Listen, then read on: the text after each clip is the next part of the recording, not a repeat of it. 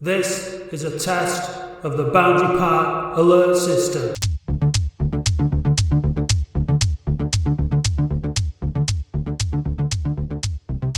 Hello and welcome to the Boundary Park alert system. I'm just looking at Dave Bradley then and I'm thinking, is this the phone in? Is it the ding?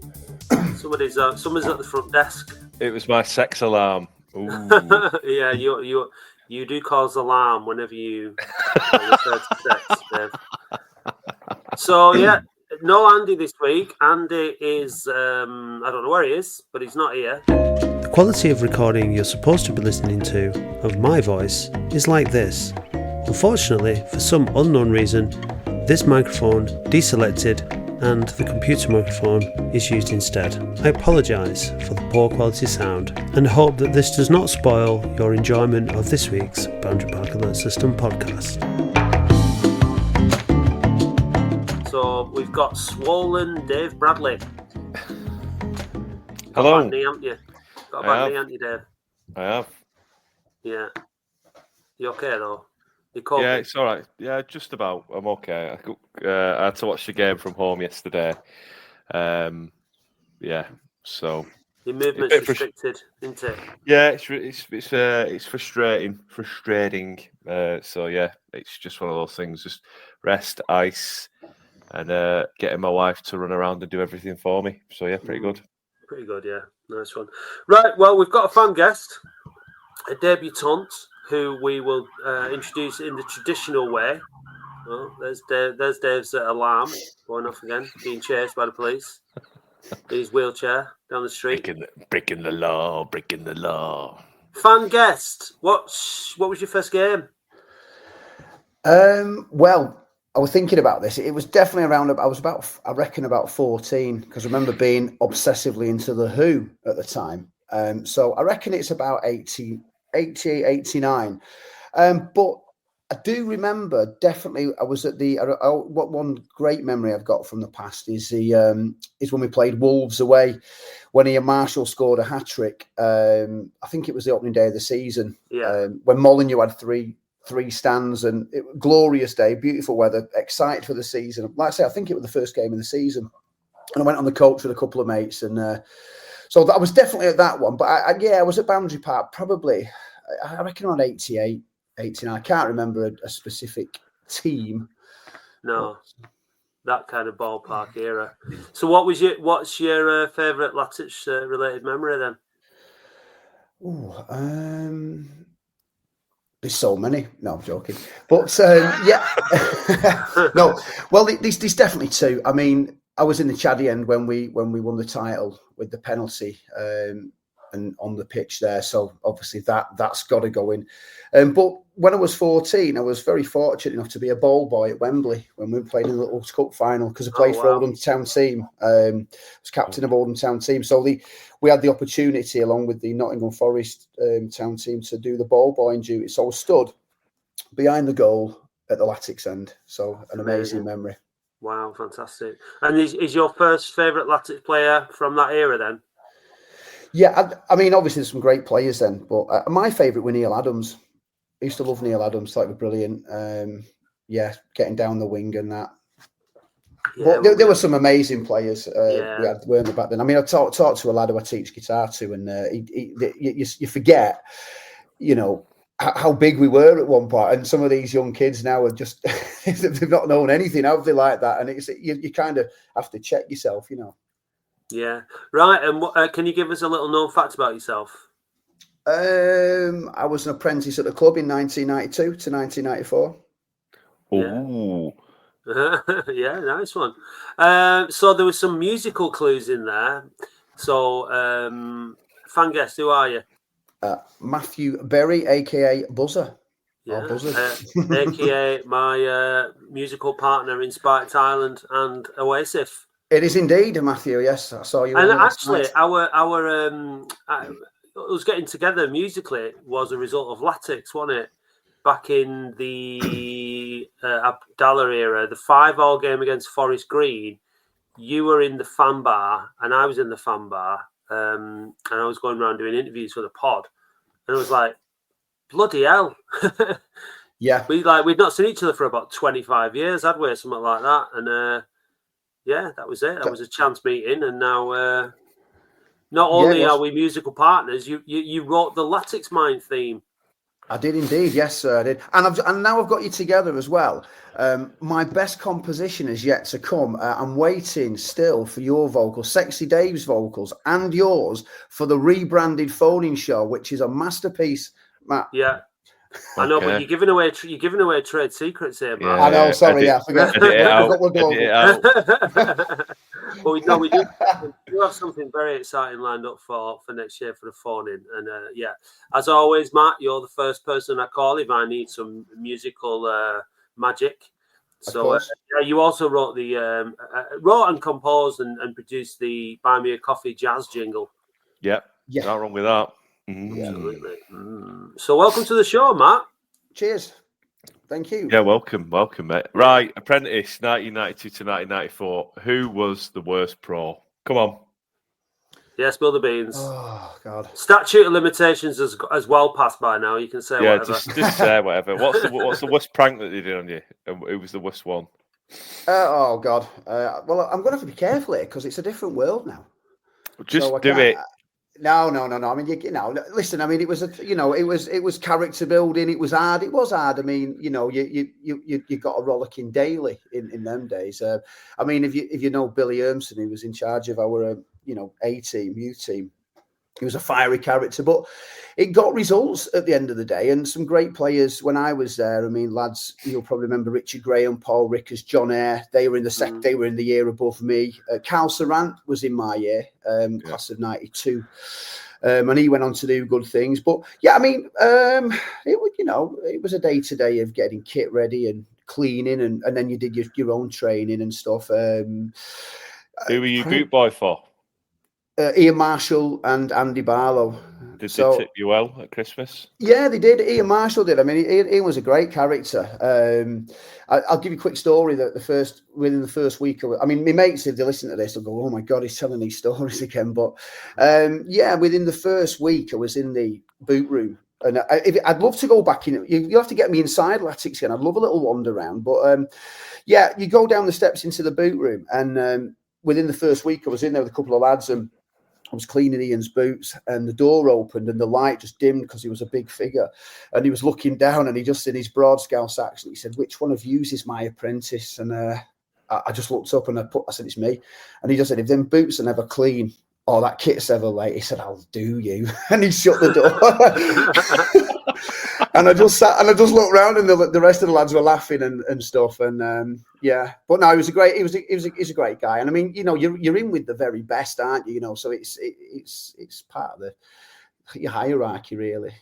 It was a time then where some of these people were household names, you know what I mean? Because all the cup exploits and the games, and Oldham were, quote unquote, everyone's second favourite team. So you'd be proper starry-eyed in those environments, weren't you? As a young lad yourself, you were a centre half, weren't you, Matt? Yeah, predominantly, yeah, and sometimes full back, but yeah, mostly centre half, yeah. And so well, Ian was a centre half until they pushed him up front, didn't they? Joe, I think, took a gamble at some point, and what a masterstroke that was. Because I think partly as well, from what I remember, there's some of the friction in that dressing room was when I think then he pulled Ian back to the back four, and I think I recall he weren't happy about that. But yeah, I mean, some great players there, fantastic. And did you ever come across Roger Palmer then? Yeah, Roger was there. I think everybody knows who reads anything about Oldham in them days. He was just a really quiet character.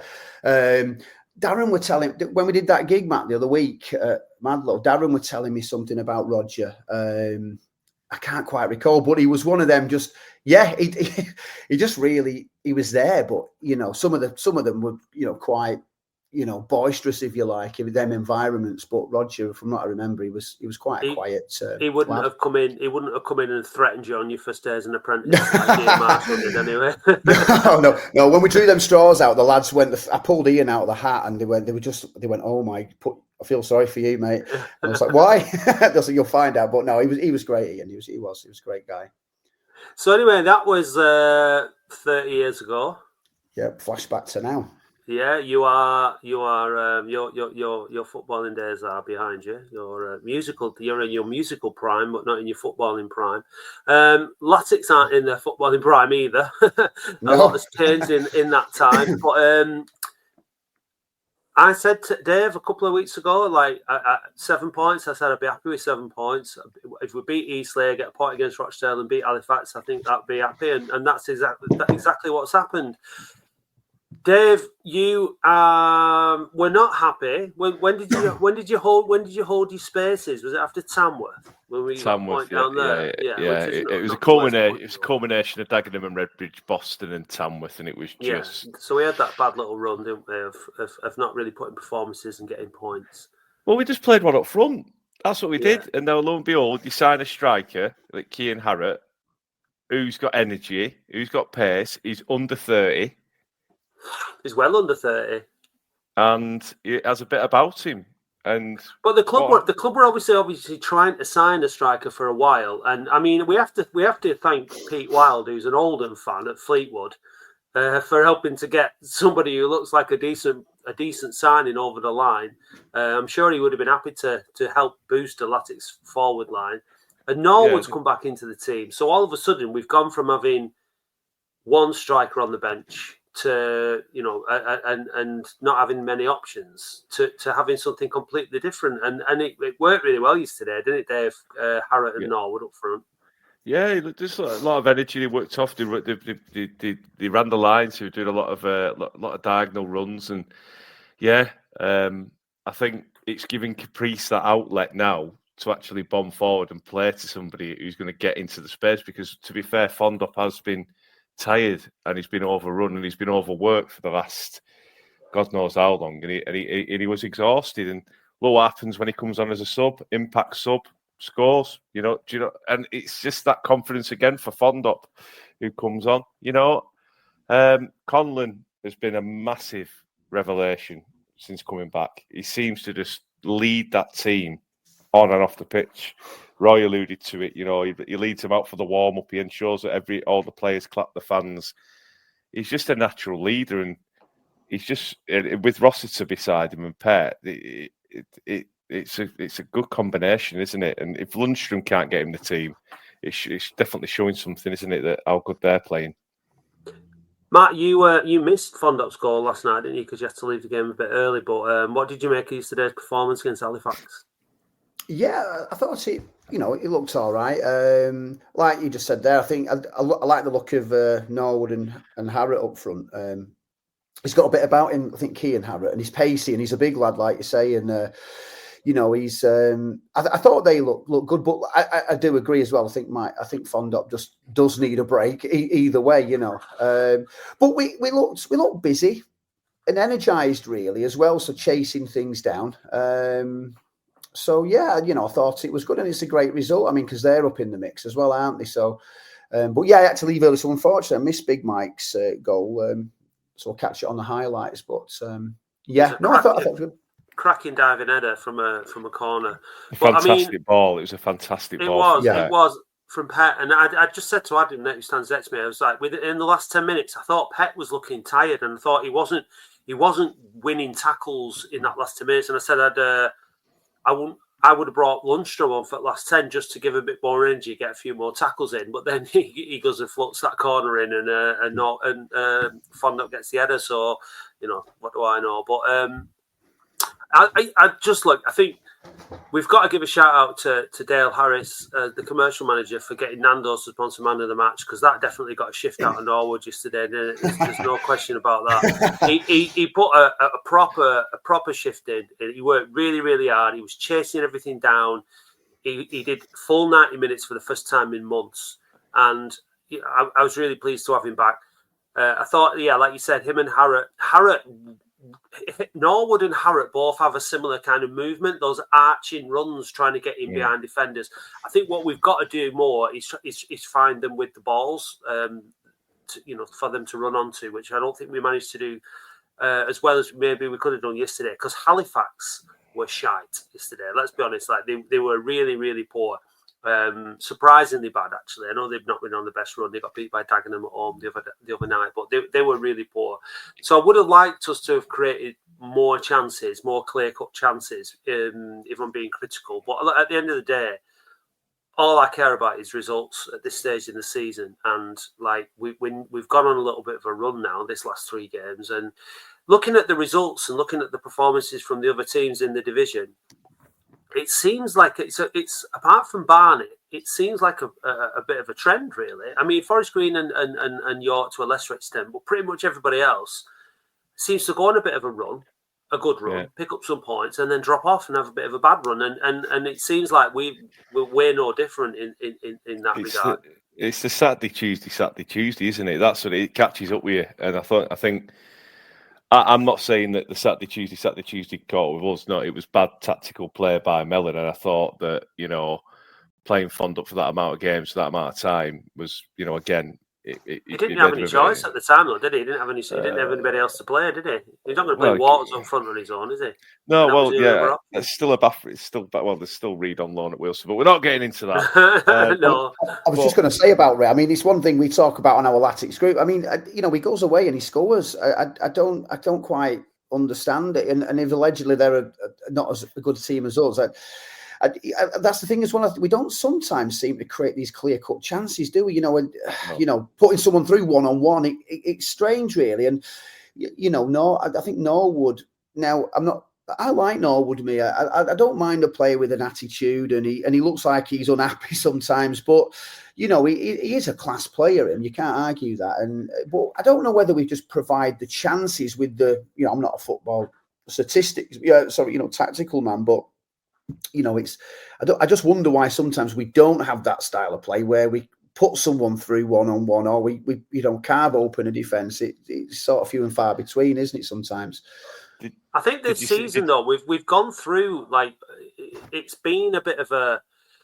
It's not been the kind of season where we've had consistency in our style and our performances. You might say that we've hoofed it a lot, but I think it's almost like as we're coming into this last 6 games of the season now, and then 7 and 8 or 9 games of the season, all being well. I feel like we have the opportunity now to start playing a little bit more of a different way of football, because I think that, like I said, with Harrott and Norwood and the type of runs that they make. And with Conlon and Pett in behind them, Caprice and Kitchen on the flanks, I think we can create more chances like that, Matt. I think we can start finding more of those balls. I think Rossiter yesterday, got to give him a shout out. I thought he was absolutely superb. I thought he was just winning everything. Yeah. You talk about a leader on the pitch. He's another leader. He's barking behind Conlon and Pett in the midfield, and I thought he was really, really good. And it was a brilliant little header for the goal as well. He put Harrott through, and it was a cracking first-time finish. It was a really good goal, actually. So, big shout-out to him. He's the one holding midfielder that we need. We do not need to. We've been saying it as fans for ages. We don't need 2 holding midfielders. Roster in that position is what we need, and then the other midfielders further up supporting the attackers. It's now coming into this very end period of the season. It's looking like we've got the personnel and the potential, the way of playing, to be successful. Obviously what we need is consistency. We got to not get carried away because we've picked up 7 points out of the last 9. But there's definitely signs for optimism. Is 3rd place still on, lads? What do you reckon? No, I don't think so. Right, okay, let's move on to the next question. What do you think, Matt? I think it's a bit of a tough ask, to be fair. I don't know. I mean, who knows? But we're 6 points behind Forest Green, and we've got to play them away. We've got to play, that it's all down to they've won 1 in the last 5. Forest Green, so they're not in good form as it stands. York have lost 2 of the last 5. They've only won 2 in 5. So we're unbeaten in 5, or I've got 3 draws in there. So it's Gateshead have lost 5 on the bounce. They've got the dreaded 5 red crosses on Google at the minute. So Altrincham have dropped off, haven't they, as well? Yeah, they have. They've lost 5 on the bounce and all. So it's actually Southend who are now coming up the rear, Dave. Who are 1 point behind Rochdale. 1 point behind Rochdale. So So and we play them on Saturday. Massive game, and there'll be a big crowd there, won't there, for that? Southend have got a good following. Obviously, they're all, but they've got a good fan base. So they'll be looking to pick up points against us. So it's absolutely, this is quality. This is what it's all about. This is what we've wanted. And all right, it's not been the most entertaining season, and we've had to endure some pretty turgid football and some pretty turgid results for quite a while during this season. And you can argue till the cows come home, Dave, can't you, that had we been a better team, we'd be comfortably second or even maybe pushing for the title and all that. And there's all that kind of talk that we could engage in. But at the end of the day, none of that really matters now. It is what it is. We've got 6 games to go. We're 4th. We could still finish 3rd if results go our way. Otis Khan is on loan at Yeovil. I'm seeing him scoring a winner for Yeovil when they play Forest Green. I mean, that'd be nice, wouldn't it? Oh, that'd be nice. That'd be nice. Talking of strikers, did you notice the ex-Latics youngster who's at Halifax now? I bought the programme and I was reading. Emerson was there, Zach Emerson, and he's only like you say, he was only 20, isn't he? Still, it seems like he should be a lot older. But he went to Brighton, didn't he, from us? And I think he said he had a couple of seasons there. But I thought it was written that he'd bang one in against us yesterday, but luckily didn't. Usually. Yeah, I think the other thing yesterday, what I saw, we were playing it along the floor a lot more. Playing the wide plays, Kitchen and Caprice stretching the play. I saw that bit where Norwood had to go up for Caprice when Caprice played the ball, and Norwood had to go, and they had a right to do, didn't they? Caprice was not having that. I'm not having that. You need to make the run. I think with a bit more of a few more games under his belt, Norwood will get a bit sharper because he's still not sharp, is he? I think Harrott's been playing probably under 23 football, only for Fleetwood, so they just need a few more games, 4 more games, and they'll be flying them too once they get going. Norwood's sharpness is where he's lacking is with the ball, isn't it? His touches and his decision making with the ball, his movement and his aggression and his work rate was spot on yesterday. But he's still not quite up to. It's just his runs off the ball. He's just either just in front or just behind, or he can't anticipate. And I think that with time that will come. But we've only got 8 games left now. 6 games in the league, isn't it? Is it 6? Played 39. We've got Southend, Woking, Hartlepool. I'm not going to list them off slowly, because it's just made for bad radio, Dave. I'll tell you what they are. Yeah. But tell you what we do. Tell you what, Forest. Just looking at Forest Green on Saturday, they've got Solihull Moors at home. We've got 7 games. We've got Southend, Woking, Yeovil, Hartlepool, York, Forest Green, and Ebbsfleet, who are already been relegated. Yeah, 7. So 7 games left. Yeah. So we've got. I mean, there's some tough games in there. There's no doubt about that. But I mean, hopefully we'll win more of them than when we lose or draw. Forest Green have got Solihull away. Then they've got Forest Green have got Solihull at home. Then on Saturday. Then they've got Wealdstone away. So we need Alex Reid there to do his parent club some serious favours. Forest Green, then they've got Gateshead, and then Yeovil away. So I'm hoping for Otis Khan to do us a favour there as well. So Forest Green are not on great form. We could still catch them, but we'd have to win I think we'd have to win majority of our games. We certainly have to beat them, but. I mean, what would you prefer, lads? Would you prefer us to finish 3rd and just have 1 game at home ahead of the final at Wembley? I would. I want to get 3rd now. I want to get 3rd in, have a bit of a rest while the other teams are playing in that game, and then 1 big occasion at Boundary Park. Absolutely pack it, and get a proper atmosphere going, like we had at points yesterday, where the atmosphere was great, and just 1 game, Wembley, boom, away we go. I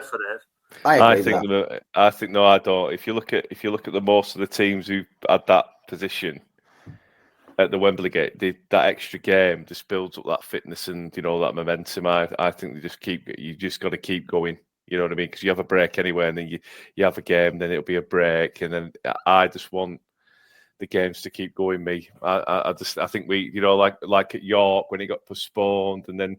We had that break at Hartlepool. It absolutely killed our momentum. We're a momentum-building team. We need to keep playing and keep going. I think it could be the undoing of us, that, in my opinion. What do you reckon, Matt?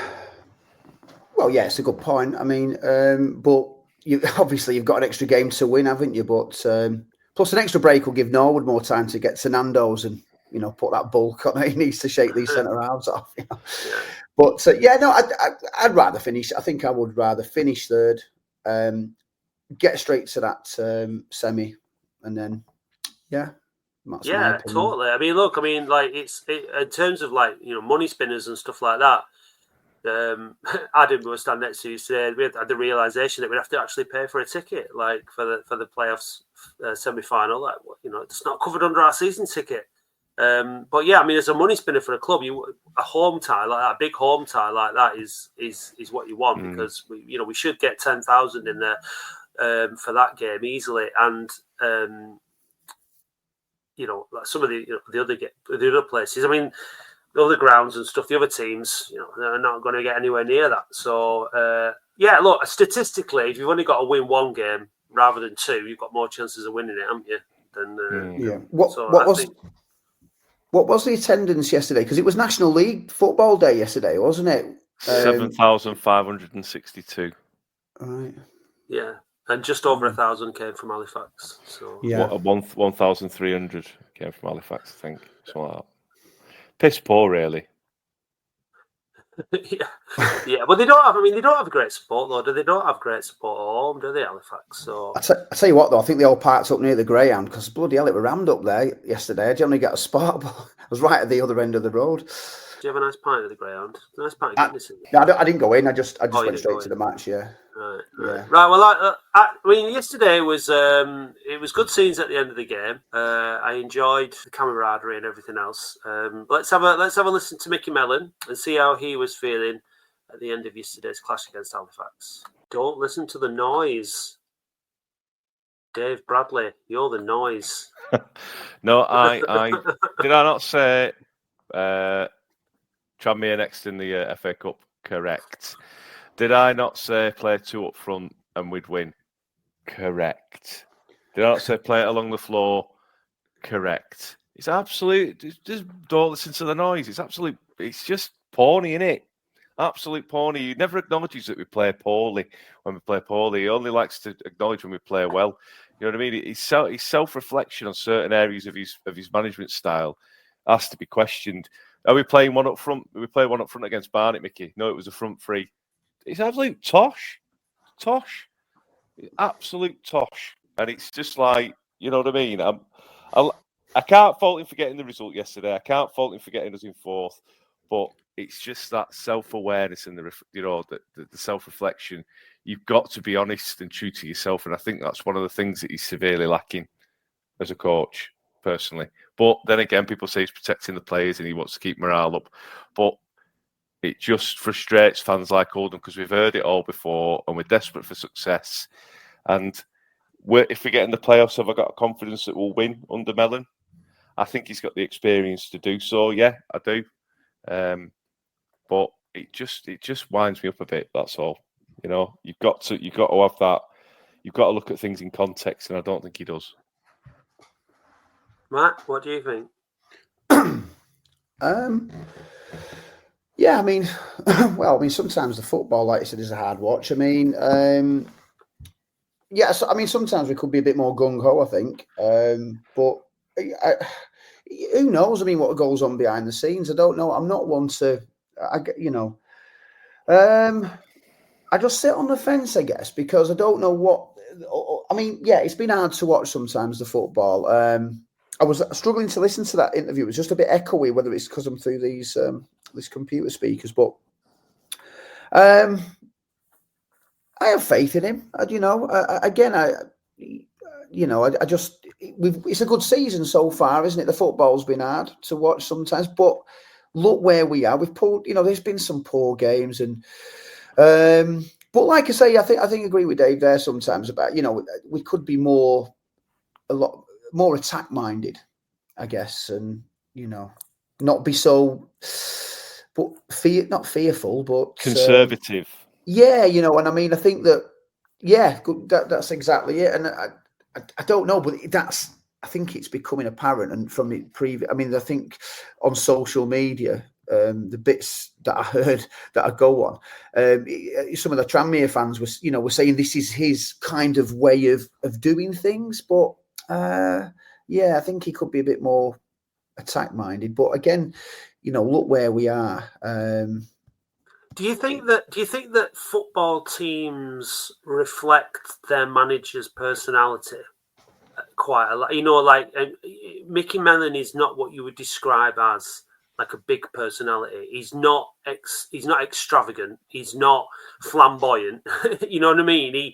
He is quite, like you said, conservative, quite sort of reserved and dour. Yeah, he's very sort of practical, and you know what I mean. I think the team reflects. Now that we've got to know him a little bit, because obviously, I didn't know him before. I don't know him personally. Obviously, I've only met him once, but now that we know him from his interviews and listening to him talk and watching his teams play football and stuff, he seems. I don't know. I mean, like you said about losing players, where he built 3 teams. I mean, that kind of links into what I was saying a little bit earlier on before about the team that we've got now and the way that we're playing. Seems a little bit more reactionary than like actually sort of planning it all out from the beginning of the season. But the thing is what I've been saying for throughout the whole of this calendar year, is that it'll be judged at the end of the season, and we know we're going to make the playoffs now. We're having the players back that we've got back in the squad, barring some kind of ridiculous catastrophe. Yeah, it'd have to be a catastrophe now at this stage not to make the playoffs. Then we're going into a campaign at the end of the season, and I think the atmosphere yesterday, the players, the fans coming together, and that's hopefully is what's going to get us through, as well as some of the quality that we do undoubtedly have in this squad. So that's the objective. Has this season been a success? Well, we'll tell you, come the end of May, beginning of June, where because that's what this whole thing is being judged on. I must say, obviously you're going to be more confident after picking up 7 points from 9. But I am more confident now that this team has got over that hump that was there in January, February, and a chunk of March, and that they are improving again now, and that the belief within the team and the way that we're playing, I feel like we could end the season strong. Whereas others are struggling a bit, so I'm pretty optimistic. I mean, Southend on Saturday will be a big test of where we're at. Really tough game. But I think Donachie coming in, that keeper, has been a revelation as well, because he's been so good. Yeah. Like yesterday when it was that corner, we were a bit nervous on the corner, still 1-0. And then ultimately he just plucks it out the air, because he's quite a short keeper, isn't he? But he managed to get up there. He commands his area, I think, in some respects better than Hudson does. Hudson won't be walking straight back into that squad. No, there's no way he will. No way he will. Yeah, I think so. You'd be crazy to drop him at the minute with the way he's playing. He is playing really well. Yeah, he is. He's done well. Yeah, so I think I think there's been a lot of positives. You have to look at things in isolation, don't you? I think there are things that some. We look at Tom Conlon. Him being out of the team for a big chunk of it the season has obviously had an impact. The performances and the points tally is improving since he's come back into the team. So that's, so you can't do anything about that, can you? You're going to pick up injuries. That's just the way it goes. So yeah, I don't know. I think that. I'm pretty confident. Southend on Saturday, that's going to be a really tough game. And if we stick to this taking 4 points off teams thing, then that means that we need to go there and get a win, because they came up to our place and got a point off us. So we need to go down there and win. Really. So. Yes, I'm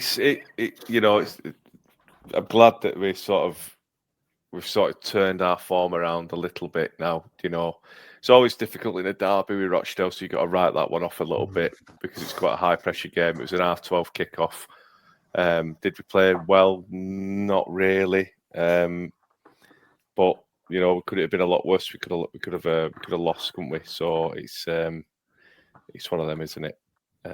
So yeah, we've just got to take each game as it comes now, and not look too far forward about who we're getting in the playoffs. We just got to focus on one game at a time, and that's how it's going to be, I think. Yeah, I mean, I want to finish third because I don't want to finish fourth because there's a big podcasting event called the Podcast Show in London, and it's on the 21st and 22nd of May. So I've had my eye on going for like a number of years, and I've not bothered. This year, I thought, yeah, I'm going to go to that. I think I'll learn a lot for QPod and whatnot. So, yeah, it means that if we finish fourth, we play on that Wednesday, which is the first day of the thing. I was going to go down to London, stay over for the night, and do the 2 days down there. So it's a real pain in the arse if we finish fourth. So third, please, lads, so that my trip to London is not disrupted in any way. And also, I think that one home game. I know that we've got that home thing off our back now this year. Do you know what I mean? We've won those 2 games. It was a bit of a blip. I think it was a blip. So. It's peaks and troughs, isn't it, with Latics? I mean, they give us the hope, and then you think, where's the foot?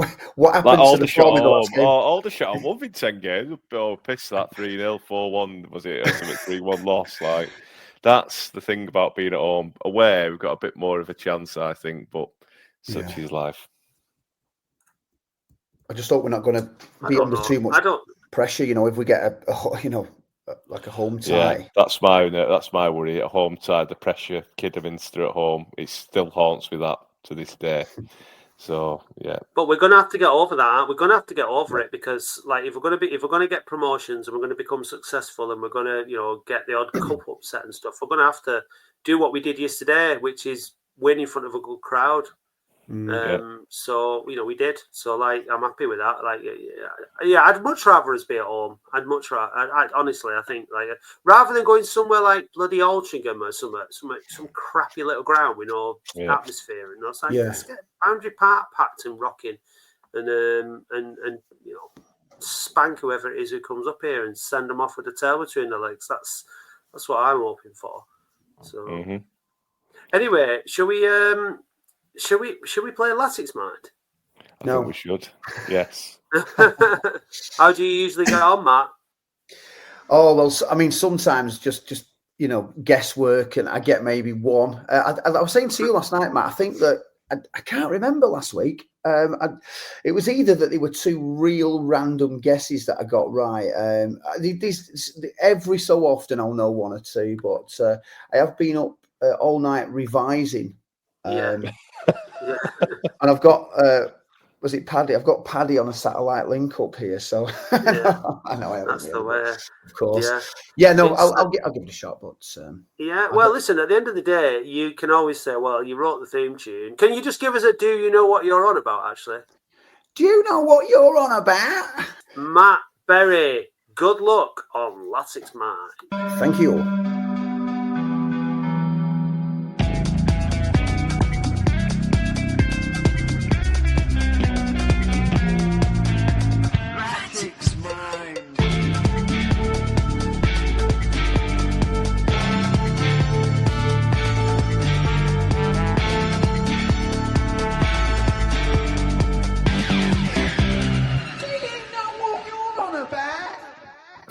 Who scored our first goal at Eastleigh this season?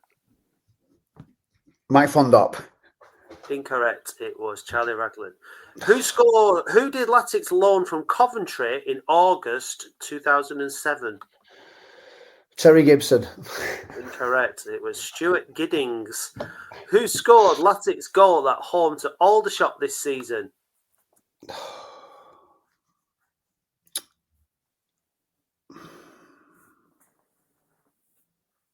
Joe Garner. Incorrect. It was Manny Monte. Which England striker scored an own goal at Boundary Park in April 1993? Which England striker? Yeah. England striker scored an own goal at Boundary Park in April 93. Pass. Oh.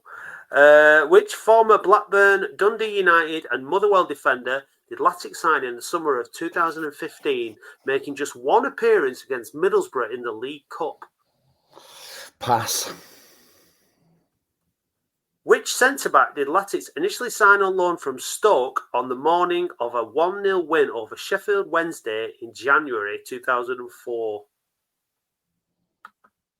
Pass. Which goalkeeper played in 104 consecutive league games between August 1990 and November 1992? John Alworth? Correct, yes. Which former Latics manager has also managed Barnsley and Huddersfield? Neil Redfern? Incorrect. It was Andy Ritchie. Bloody hell. In 89-90, name one of the players to score one of the 2 hat-tricks scored in the league. Andy Ritchie. Incorrect. Oh, God. Roger Palmer and Rick Holden. Oh. Whew. Well, thankfully you got one. One. So same face. Yeah. I thought you might have got the Andy Ritchie one. Barnsley and Huddersfield. Yeah. You just took a punt on the wrong one there. Dave, are you ready for the passes? Yeah. Come on, Dave. Dave. Go on. Which English striker? Oh, sorry. Go on. The England striker, I'm going to say, was Shearer. Dave, it was John Fashanu. Oh! John Fashanu. John Fashanu. John Fashanu. Oh. Yeah. Now, some of these were proper Paddy questions. Which former Blackburn, Dundee United, and Motherwell defender did Latics sign in the summer of 2015, making just one appearance against Middlesbrough in the League Cup? Xander Diamond? No. Gavin Gunning. Wow. I know, right? Which centre-back did Latics initially sign on loan from Stoke on the morning of a 1-0 win over Sheffield Wednesday in January 2004? Gareth Owen. Correct. Yes. That was it, yeah. So, some tough ones in there. Yeah. Yeah, John Fashanu, yeah. Yeah. Yeah, well done, Matt. You got one. At least I left with something. But you wrote the theme tune, sang the theme tune.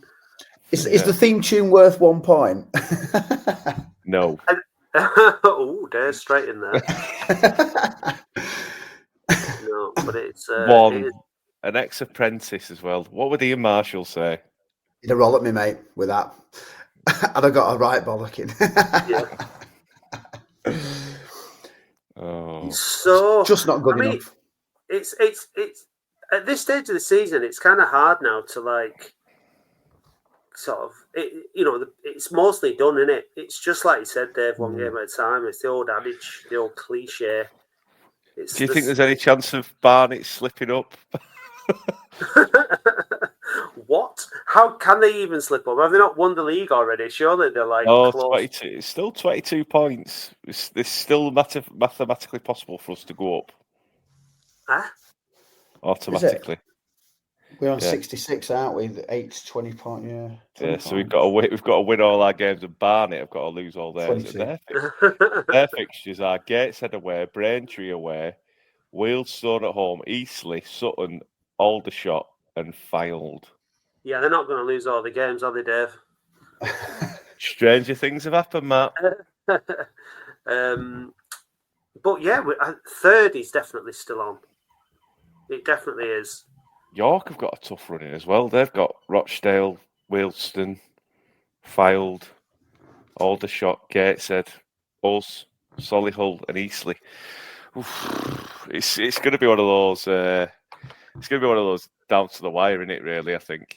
I mean, we've hit that time of the season, haven't we, where teams down the bottom are desperate, and so they're getting results like Fylde did yesterday. So it's you really don't know what's going to happen. And Rochdale are also 9 points behind us now, which was always worrying me with those games in hand. So we have got that buffer now, haven't we?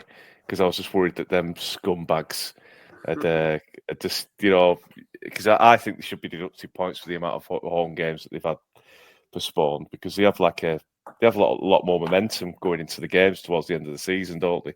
I don't think I'd want us to be playing Saturday, Tuesday between now and the end of the season, though. To be honest with you, but if you're winning, good momentum for the playoffs, isn't it? Yeah. If you're winning, it's go on, Matt. I would say the way it stands at this moment, we'd play Rochdale, wouldn't we, in the 4-3-7? Can you imagine that? I'm going to say I can imagine it. Yeah. I'll make sure I'm not walking down Mellor Streets before the game where I got that burger launched at me. In that playoff, there were about 3 or 4 burgers. Well, it'd be at our place, wouldn't it? So. Oh yeah, well yeah, of course it would. Yeah, sure. No, I don't. Let's not even talk about it. Let's just get third. It would be the most horrible way to go out of the playoffs, wouldn't it? Like it would. And they've not beaten us since 2016, and then what a time to beat us. Yeah. So third at the minute is looking. But then Rochdale could climb the table as well. They got Gateshead are on a crap run, so Yeah, but do we want Gateshead? Not really. We just want Halifax, don't we? Again. Ideally Halifax. Yeah, I just want to get into that third place beat and just have the one game at home. That's what I want. It's definitely doable. That I mean, looking at it, it's only 6 points, isn't it? So yeah, I mean, if they hit a wobble, it's certainly. Well, they got beat off Fylde yesterday, 3-0. Yeah, I think this is the thing with this league as well. I mean, although we've and Halifax beat Forest Green as well, 2-1. Do you know what I mean? Yeah. So it just goes. Listen, Forest Green. I mean, people earlier on in the season were saying Forest Green the best team in the league and blah blah blah, but they're really not. I mean, they've won 2 more games than us, and we've lost 2 more games than them. Like we've both drawn 15. The reason that we're both in 3rd and 4th is we've drawn too many games. So really, I don't think we've got anything to fear from Forest Green. We've beaten them once already, so I've got no issue about us going down there and beating them again. I think it's totally doable. I like you were saying about our away form rather than our home form, Dave. We go to York. Why not go to York and beat them? You know what I mean? So I'm not saying we will, because it's who knows, but it's certainly doable. I mean, obviously we need James Norwood to find his goal scoring boots, don't we? That's what we need. We need him to start sticking chances away. It'll come. Yeah. But a big shout out to the front 3 yesterday. I think that they were all very good. Mike came on this is what Andy's been saying for. Mike Fondop comes on. They had Norwood and Harrott ran those 2 centre halves ragged yesterday, made a lot of their movement, and then Fondop comes on, bullies them in a completely different way, and has a massive impact, scores a great header. That's what you need. It's a squad game, isn't it? At the end of the day, and certainly at this stage of the season it is. So, I'm happy. Everybody happy? Yeah. Yeah. Dave, come on, Dave. I'm relatively satisfied. Which, like all your sexual partners. No, they're dissatisfied. No, they're dissatisfied. Well, you should have taken they're relatively satisfied, Dave. That's not bad. No, it'd be lies, Matt. It'd be libel. Dave, I can't wait to work your sultry vocals in the studio for this unprecedented track.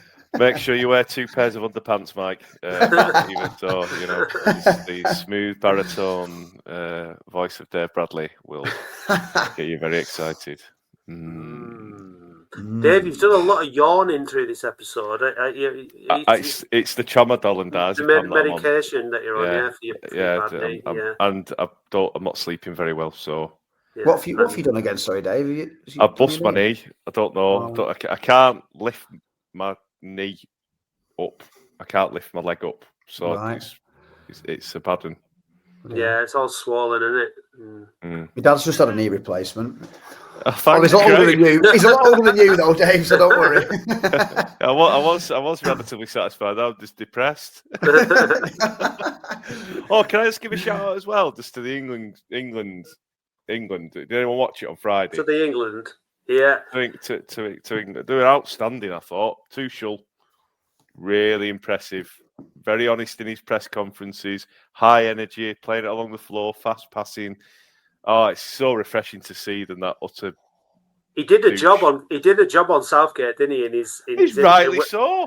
When he was asked about the style of play, about England being too scared of losing rather than wanting to win. But that's what fans have been saying for 2 or 3 tournaments now, isn't it? With Southgate, so I think he's absolutely bang. He's hit the nail head on, and then he played that style of football. He had Rashford, like, even called out Foden for his lack of trying to be direct.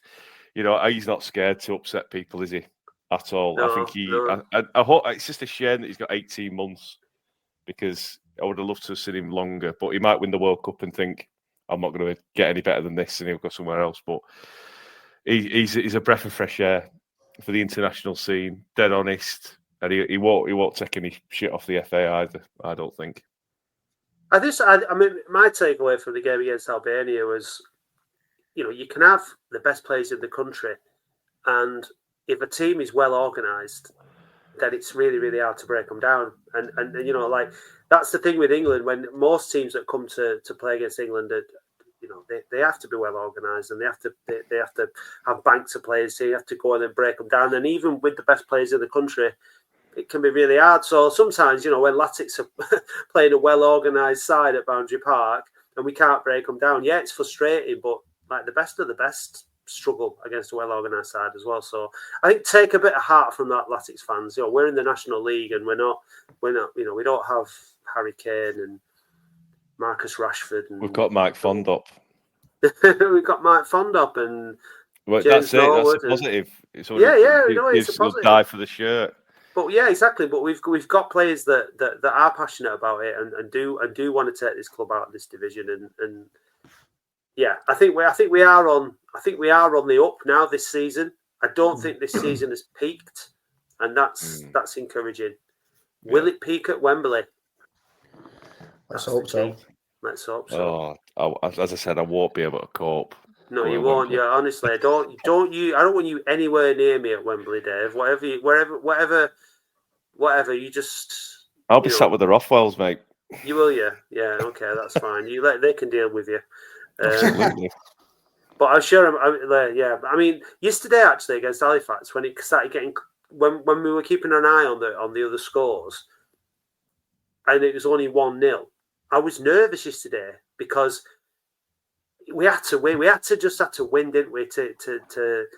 I'm eyeing up that third spot now. I really want that third spot. I was thinking if we just drop a bollock here and Halifax score, even though they didn't look like scoring, that just really would have pissed me off yesterday. So I was nervous for that, and having the results going so brilliantly for us in the week, we need that. You need that bit of luck, and now all of a sudden, like, you know, a couple of weeks ago, if you'd have said that we were chasing third, people would have said you were mad. But with 7 games to go, we genuinely are, and yeah, it's just so mad how quickly it changes. You just wouldn't have, if you'd have had all those results that went for us on an accumulator on Tuesday night and yesterday, then I'm sure you'd have had a few quid in the bank. So yeah, it was them, weren't they? Yeah, it's been brilliant. It's been a brilliant week. So right, well, listen, Matt Berry, Buzzer, thanks very much for joining us, mate. No problem. Been a real pleasure. Really enjoyed it. Cheers. Are you going to write the boot room memoirs at some point and all the stories or what? Yeah, maybe when I'm about. I don't know. No, probably not. Yeah, no. Typical musician. Yeah, definitely. No, I'm not going to do it. Maybe you could do it. Do a concept. I could do a concept album. Yeah, do a concept, a jazz concept album, because you're big into your jazz guitar, aren't you? Maybe. I love jazz. Yeah. Yeah, maybe you could do that. The boot room, like the boot room. Yeah, some smooth vibes. Yeah, Dave will come on and do some vocals for you, won't you, Dave? Welcome. Yeah, definitely. I can't wait to get Dave in the studio. Well, get his vocals sent home. I am really looking forward to that experience. Yeah, I'm going to add some reverb and a little smidgen of compression on there, Dave. Oh, he loves a bit of compression, Dave. Hey, I do. I send Matt videos, don't I? Geeky videos of what I'm up to when I'm doing some of the music, what we do, and I was like, just listen to this. Yeah, he's thinking, oh, just God. this is it. I love it. I love all that. I love all that sort of stuff. This is it before the compression. This is it after the compression. Can you hear the difference? Anyway, we're sending everybody to sleep now. The compression sessions. The compression session. Don't forget, we plug the gig, Matt. Plug the gig next. We're local. Yes. Well, actually, are we there as Oasis or as Spiked Island? Spiked Island on Saturday. Right. So, yeah, Spiked Island live at the Egyptian Rooms in Oldham next Saturday. Oldham. So my suggestion is watch the game and then head into town for some top 90s tunes, man. Indeed. Nice one. Definitely. All right. Yeah, nice one. So yeah, phone in. Do you think we'll be up for doing the phone in on? It'll either be in person. In person. I don't think it's going to be in person, is it? But it'll be definitely online. So yeah. Yeah, I might. Maybe I'll come and pick you up, Dave. Okay. Wheel you in. Fuck off. Right, I'm going after this abuse. Thanks, Dave. Good luck with your See you new later. All the best, Dave. Get better soon, mate. Thank you. Bye-bye. Bye. See you later. Bye, guys. See ya. Hey Dave, did you know that listeners can now buy us a coffee or any other kind of hot beverage? Ooh. What's your favourite hot beverage, Dave? A macchiato. And how do you like your macchiato? Black with lots of milk. Oh. No cream? No. Well, if you want to buy Dave macchiato, then go to buymeacoffee.com/We Are Oldham. I'll just have a Nescafe. Ooh. Thank you, listeners.